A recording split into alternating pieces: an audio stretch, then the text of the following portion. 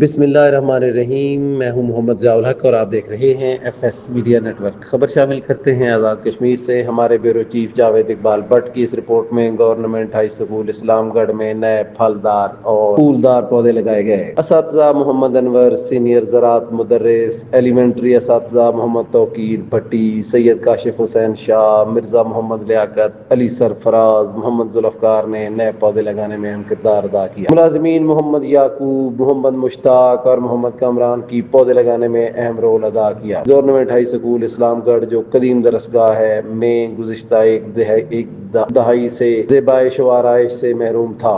امسال اساتذہ، طلباء اور ملازمین نے ذاتی دلچسپی لیتے ہوئے نئے پودے لگائے۔ پودے لگانے میں مالی معاونت محمد توقیر بھٹی، محمد منشا اور علی سرفراز نے اہم رول ادا کیا۔ اس موقع پر صدر معلم راجہ منیب افتخار، سید الطاف حسین شاہ، محمد مجید ظہیر اسلام نے اساتذہ کی محنت کو سراہتے ہوئے اساتذہ کو زبردست الفاظ میں خراج تحسین پیش کیا۔ یاد رہے، اسلام گڑھ ہائی اسکول ایک طویل مدت تک درختوں اور پودوں کے لحاظ سے ایک منفرد مقام رکھتا تھا، لیکن کچھ عرصہ سے بکریوں کی آمد و رفت سے پودے شدید متاثر ہوئے۔ سبسکرائب کیجیے F S media network اور دیکھتے رہیے تازہ ترین تبصرے۔